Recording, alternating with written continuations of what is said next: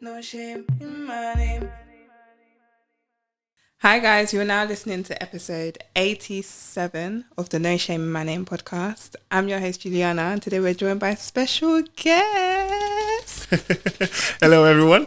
My name is Kingsley Nebechi. I'm a graphic designer, illustrator and artist, and also the illustrator of the podcast artwork, which I really enjoy drawing, by the way. Wicked, yes. Welcome Kingsley, it's so great to have you. Great to be here. Can you tell us more about what you do? Like, you say you're an illustrator, but what's your style? How long have you been illustrating for? It's always a tough question because I enjoy creating. Mm-hmm. And I think illustration is one of my main outlets, I feel. But I initially studied graphic design. So I was sort of the typical sort of business cards, and I'll design your auntie's logo for like the rice business or whatever. But yeah, I kind of just like decided to kind of get more into illustration side of things, even though my dad tried his best to make me become an architect like himself.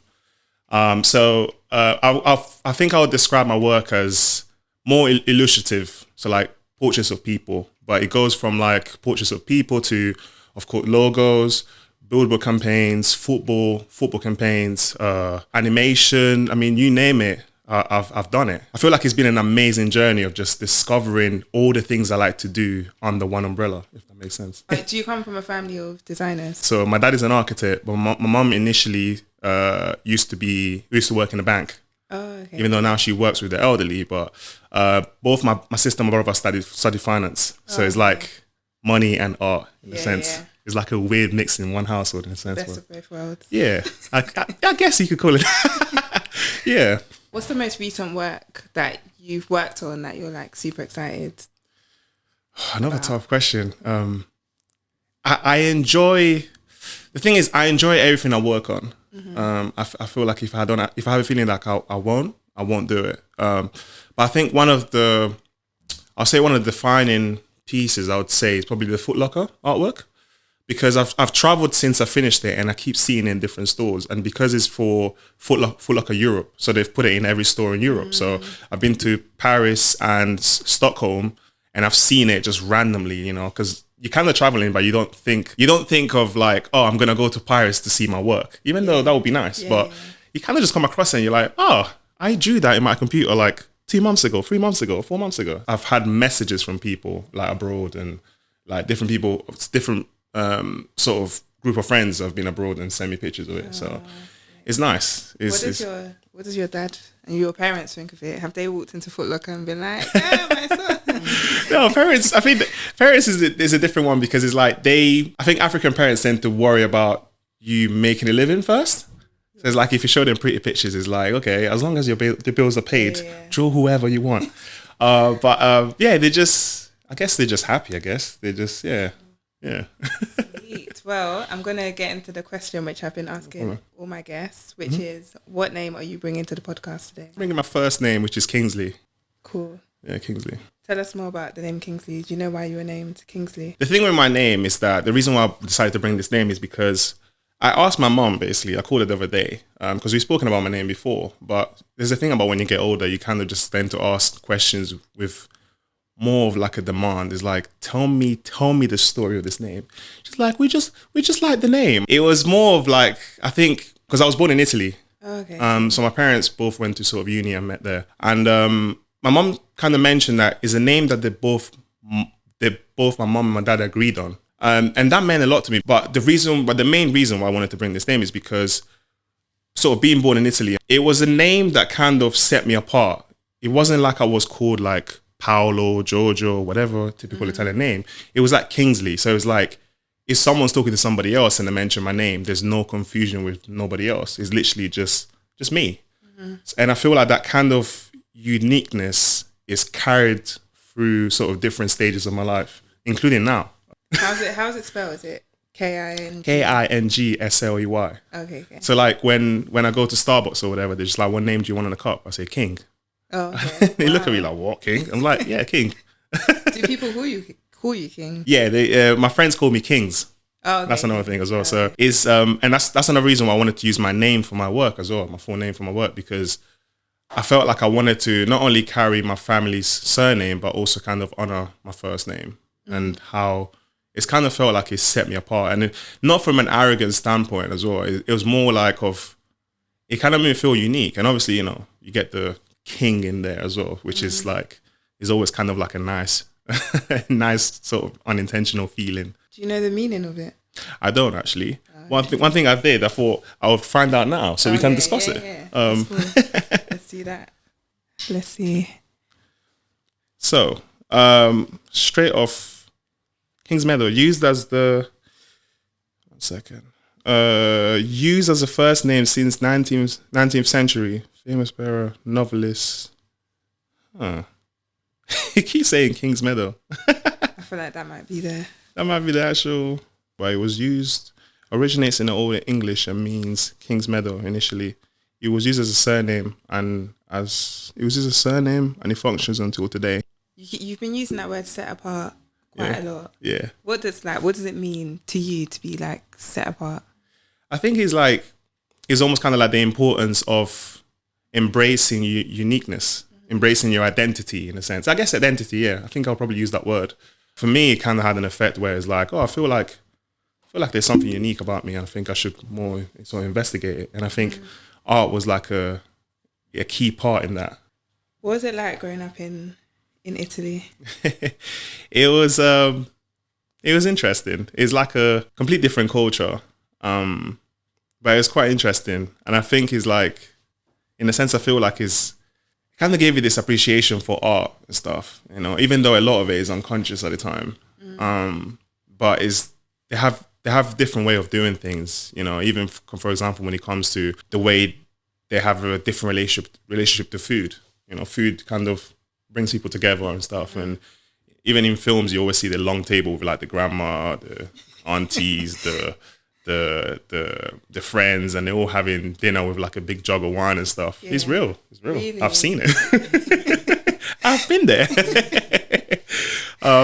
But I appreciate my bringing there because it's giving me this different outlook on different things and stuff. So coming from somewhere where, for example, a small sort of, I guess you would call it village. No, it's not a village, but it's more like a small city in Italy, which is called Poggibonsi, where I used to live. Coming to like a big city, like sort of London, where there's like decker buses and stuff. And like the first time I saw one, I was like, wow, a bus with stairs. It was crazy. And then I got on it, and then there was all these kids from school just like talking, and I couldn't understand the word they were saying. So it's almost like when you don't understand what people are saying, you don't understand the culture, it forces you to look at things differently. So you're able to experience it almost kind of like a student who's kind of like beginning studies, reading the first few pages of a long book and stuff. So yeah, it was like, I feel like that upbringing in Italy is kind of like, it always stays with you. It doesn't leave you. And then you mix that with like the Nigerian aspects of it. It's like ingredients to like something crazy. So when it comes to identity, do you see yourself as Italian, Nigerian, British? Like, how do you see yourself? Or do you just throw away all those kind of labels and just go with like, yeah? I wouldn't say throw away, but I think it's like they're all components of something. It's almost like a puzzle, I think. So it's almost like you couldn't see the full picture unless you put all the pieces together. So it's like, it almost kind of feels like, I'm trying to think of like a perfect example, but it almost kind of feels like you take whichever one fits in whatever situation you're in and stuff. So it's like, I don't know, if I find myself at like auntie's house or whatever, I'm a Nigerian person, right? Because I know the culture. But also if I'm like, I don't know, like if I'm in an Italian restaurant and I need the order to like do something specific with my food, then I can start babbling in Italian and then they will understand what I'm saying. But obviously to be more serious, it's almost like you kind of, they're all parts of you, like I mentioned. Yeah, they're all parts of you and stuff. So yeah. Are people surprised when you just start blasting Italian? Yeah, when my mom calls me, like, because I've had friends who didn't know I was Italian, and obviously it's weird to call them friends and they don't know. But it's not something that I scream about to people. Yeah. So it's like my mom will call me, or I'll run into like an Italian person, or I'll be like on public transportation and someone is like on the phone talking in Italian, and I say to someone I'm with, I'm like, oh, they're talking in Italian, and they're like, what? How do you know? What would you do? Yeah. But it's it's like yeah, is yeah. Do you still remember the process of, I guess, learning English when you moved here? Yeah, yeah. I feel like it's still going. Oh, I really? feel like I still learn words, and I'm just like, what does that mean? Or I keep hearing someone say a word, and I'm like, what does that mean? Like, yeah, it never ends. It never ends. Even though lately I've been trying to refresh my Italian, Okay. because I'm talking to a lot of the people I went to school with, so I'm trying to make sure I don't forget words. And obviously, like, kind of like, even for example, English, there's slang that evolves. You know, there's certain words we don't say anymore since we were, you know, in times when the grime was born and stuff. Yeah, yeah. There's words that we don't say now. So it's the same thing with Italian. It's like, I listen to Italian podcasts and I'm like, what is that word that just said? It's like new stuff. So it's like you're keeping up with too. Yeah. Same way, you know, I mean, I guess it's different for like Igbo and stuff like that. But I think it's like Italian and English is like, there's slang that's like, you have to keep up with, you know, things. Do you speak Igbo? I don't know. I used to be able to. Really? I used to be able to understand a lot of it, and but no, I don't speak it. I don't speak it anymore. Okay. But the weird thing about sort of languages is that my first actual language was English. Oh. Yeah. Okay. My first language was English, but my mom used to take me to, to I guess kindergarten, you would say, and they couldn't understand me, so they complained to mom. Mom was like, okay, cool. And then she taught me Italian and I forgot English. So when I moved here, I had to learn English again. So wait, so you were born in Italy? Yeah. And your mother taught you English. Then they couldn't understand me. So she taught me Italian and I forgot English. So when we moved here, I had to learn English again. Okay.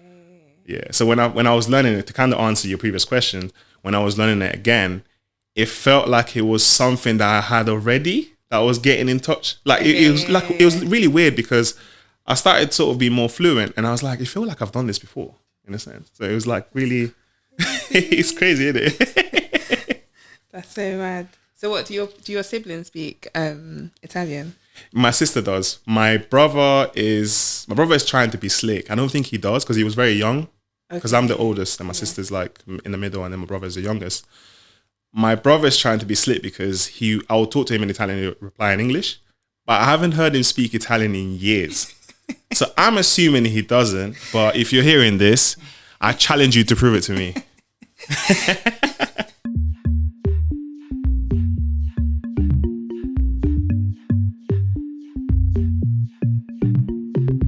When I was first getting into design, especially the time I was getting into design, like maybe like more than a decade ago, there was a lot of people coming out with like different sort of, I think it's called them alias, or like different names. And I sat there and like, I was like, what name should I like use? Because all these people had all these fancy, cool names. I'm like, what name am I going to go with? So initially when I first started, then I started designing sort of mixtape covers for like local artists and local mixtapes or whatever. My name was actually Base Graphics. So Base GFX. So if you see any old artworks and has that tag, that's me. That's also me. But then after a while, I kind of just thought to myself, I like my name. But I also want to bring honor to my family name. So I wanna use my name and stuff. And obviously through that time, I was also working for different companies as like a day job and stuff, and seeing sort of other people almost kind of taking credit for my work kind of reinforced that idea of I just want my name to be on things I do and stuff. So when I started my own business, I was like, I'm just going to use my name. I was going to use my name and I use it as a way to bring honor to my family, but also as a way to honor the first name that apparently my parents both agreed on. So yeah, it was kind of like a way to honor mainly my family name, so I could put my surname in there. So that's why when I tag my artwork, it has an abbreviation of my name, which is actually it's got my first letter of my name, K, Nebechi, which is, you know, my whole idea was just to bring honor to my family name. Why is it so important for you to bring honor to your family name? And when did that sort of loom over your sort of like drive? When did that sort of come about? I think it was more of like, I'm going to do something and I'm going to do it well so my family could be proud of me and stuff. Once I sort of had that chance, I kind of wanted to put my name at the forefront. So the whole idea was like, you know, at the time was like, oh, if I'm on TV one day, or if I'm like, my name gets put somewhere, it'll be my surname and stuff. And so it was almost kind of like, yes, you can do all these amazing things, but I wanted to be rooted in my culture because that's who I am. You know, I can't be anybody else but me. So I wanted it to be always kind of rooted to my culture. So like, no matter what happens, it's still my name, you know, attached to it. So. We haven't spoken much about your last name, and I know you're bringing your first name. Absolutely, yeah. But growing up in Italy, like, did people sort of stumble over your last name, or did they find it easy to say? It was funny. The surname is funny because it's like, is Nebechi here, but Italians say Nebechi because of the pronunciation and the language. So it's like, it depends who I'm speaking to. So it was, with that, I never had an issue because they will read it and say however they want to say it, and then here will be like Nebechi and stuff. Okay. But every now and then when I hear Nebechi here, I'm like, huh, you're not from here, are you? Because it's like, how would you read that and interpret it like that? So I'd say it's quite a unique surname as well. Do you reckon? Yeah, because I've not really seen that as an Igbo last name. I've never. Oh. Yeah. I mean, I'm not the expert in Igbo culture, so. No, it's funny because sometimes, like, if I'm, for example, on Facebook, look like trying to go on like my family's Facebook pages or whatever, and I type my surname, it'd be like a whole list of people with the same surname. I'm like, what? Like, who are you? But yeah. No, that's cool. We have a segment of the pod where we get people to share like language, teach us language, or anything. Could you teach us any phrases in Italian? Absolutely, yeah. What would you like to know? What would be useful to people nowadays to know in Italian? Bangs will be. Tell you what, if for any of you out there who like to go to Italian restaurants like myself, I could teach you "Can I have?" which is probably helpful because I feel like a lot of people will butcher stuff like that. But "Can I have?" is "Posso avere." Posso avere.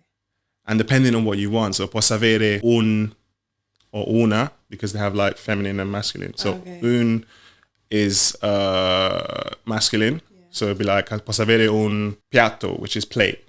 Okay. Posso avere una focaccia, I guess, which is like some sort of bread and stuff. Okay. So posso avere. Pretty good. Un lasagna. Una lasagna. Una lasagna. There you go. And then if you're trying to say please, is per piacere. Per piacere. I know, it's a tongue twisting, isn't it? Per piacere. Per piacere. There you go. I love how she's like, what? And then she'll say it perfectly. No. Even the lasagna bit was like, yeah, there you go. No, it's because I was trying to, because you were doing something when you were saying it. I was just trying to get. No, it's quite like a fast language, and I think that's another thing I had to get used to, is like slowing it down when I'm speaking in English. So are your parents fluent in Italian? They are, yes. I just love when I hear like people are fluent in the language. Yeah, it's seeing it though, it will probably trip you out, because it's like seeing auntie dressed in traditional and talking Italian will probably spin you. Like, you'll be like, what? No, an auntie at my church the other day, she's Yoruba and like always in her fine Yoruba outfit, and she was telling me she lived in Italy for how many years and she speaks fluent Italian. I was so like, many.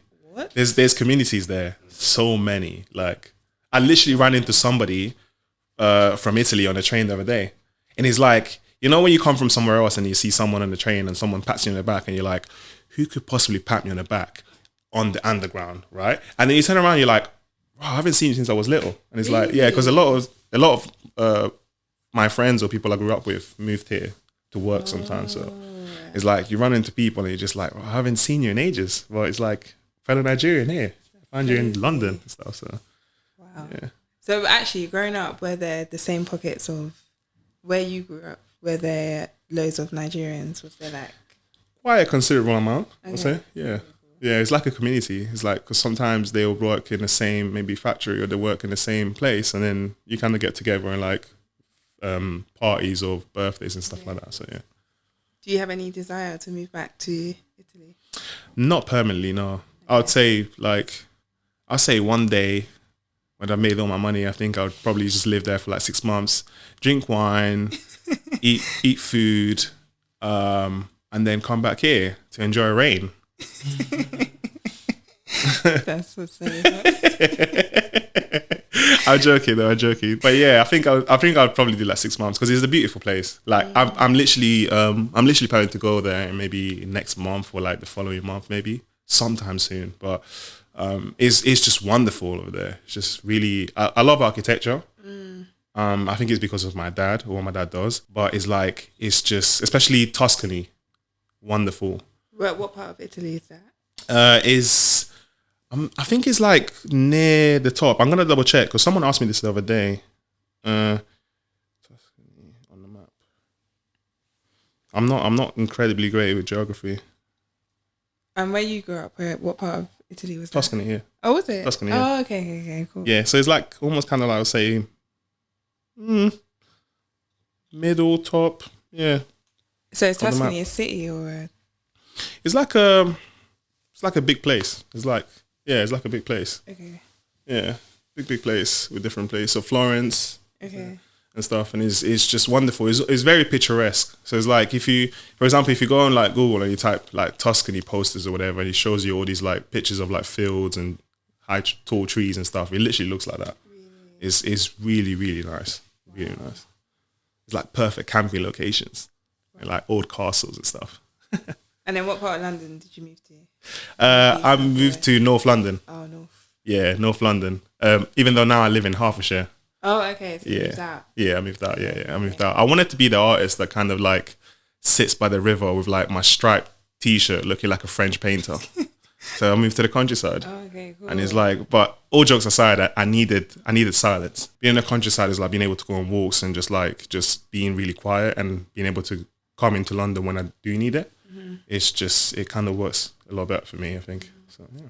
Do you feel like there was a desire to go back to that nature, picturesque-ish kind of vibe that Italy sort of has with the greenery? Yeah, it's funny you mention that because sometimes I feel like that's what I unconsciously did. It's like, yeah, because I went to uni in Portsmouth as well, so it's like a seaside sort of place, and being there because I went to uni there and then I got a job with a design studio like in the middle of my uni time, which is a story of its own.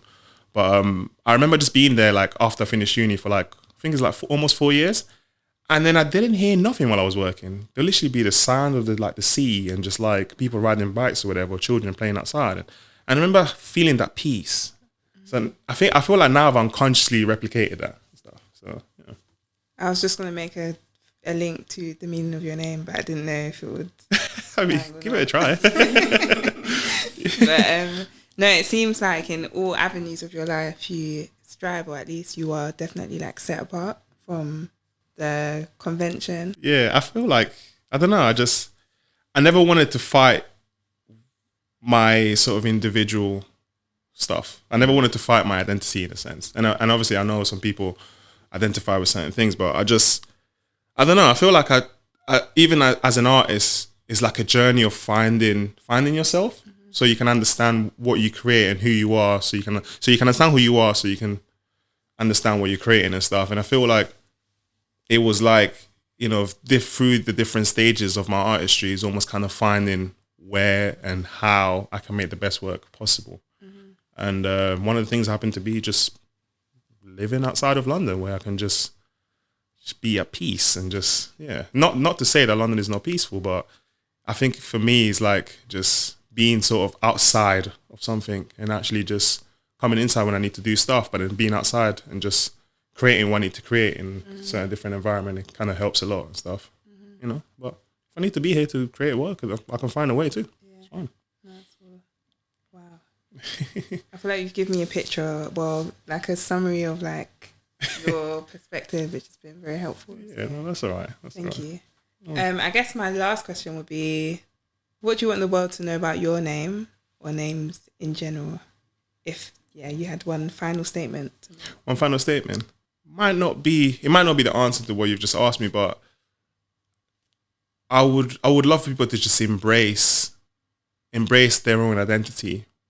Because I think even sort of growing up, there was always a sense of like, oh, I want to be like that, I want to be like this, or I want to become this so people can look at me differently. But really, I think being older now, I look back at it, I'm just like, it's really cool to actually be sure in who you are and actually be like, this is who I am. It might not fit in with that, this and that, but embracing yourself brings out so much in you because you're like, I'm comfortable. All these things start coming out of you. All these like gifts, I guess, start coming out of you. And your own individuality brings another piece to the puzzle of this thing called life and stuff. And I feel like when you think about it, if like so many people we know didn't embrace their individuality, so many inventions or things that people come out with wouldn't come out because you'd be like, oh, I'm trying to do this, like the 400th, like, or the 12th person that's done this thing that everyone does. Yeah. But because somebody decided to walk a different way, they said, oh, I've invented this thing that's helping millions of people or whatever. So I think it's like I would kind of want to use my name as an example of that. To kind of just like not just having a different name, but also having a different outlook. So maybe you can help other people through it and stuff, you know, which is kind of what I feel like my work did, because I feel like I drew a lot of brown people when people didn't necessarily do that a while ago. So yeah, and I think that kind of came through my name, I think. Amazing. Your work is amazing, by the way. I don't think I've told you. Well, I mean, I have told you because I've worked with you for the pod, but yeah. Which was a pleasure. It was a pleasure to do. And I think funny thing at the time, I was doing a lot of podcast artwork. Mm-hmm.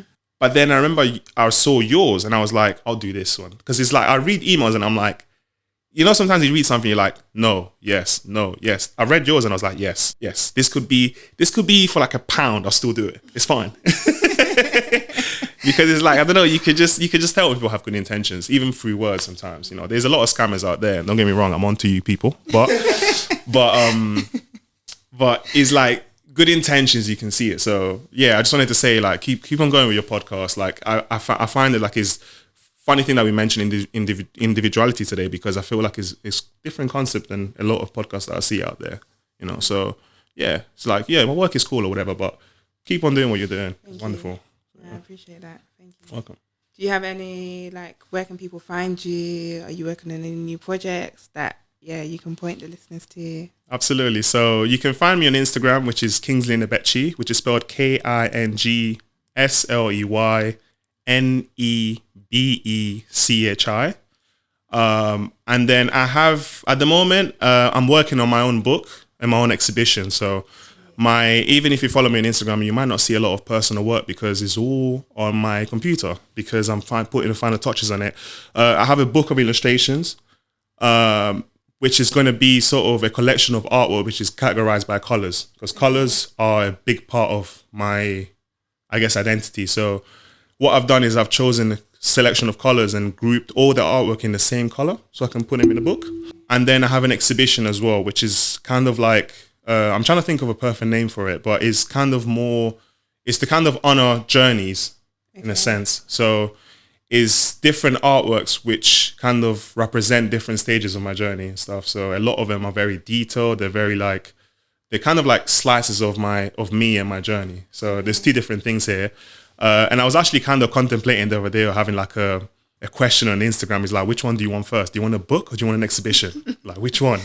So like, if you hear this and you have a preference, DM me, inbox me, comment, whatever. Let me know whichever one you prefer first, because I'm ready to just let go of both, to be honest. So when is it due to come out, the book? I've literally put in the final touches and stuff, because you know when you work on like a body of work, and I guess rappers and singers can probably agree on this, but you come to the end and then you do something, you're like, oh, I have an idea for something else and that'll be perfect. So you're kind of constantly shifting, but I've given myself a deadline, maybe end of the month. And and also, as well as that, I also have an online shop coming out as well. And I know I was supposed to launch it in the last month, but I got some mugs done, which I brought one for you today. Oh, did you? So thank you. I'm going to make sure that there's like also t-shirts and hoodies, which I've done in the past and stuff. So lots of things about to come out. So if there's a time to follow, it's probably now. Yeah. So sure. Yeah. Sweet. Thank you so much, Kingsley. No problem. Thank you for having me. To speak with you. And thanks for the podcast artwork, because it's iconic.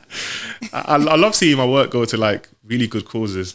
You know, it's like, especially when you get into design, sometimes you never know where your artwork is going. So it's like seeing it actually, it's almost kind of like, for example, it's like your creations going somewhere and then seeing like going into a good home. So it's sure. Yeah. Nah, wicked. Yeah, I think that's a wrap. First visual, is it? First visual, second visual.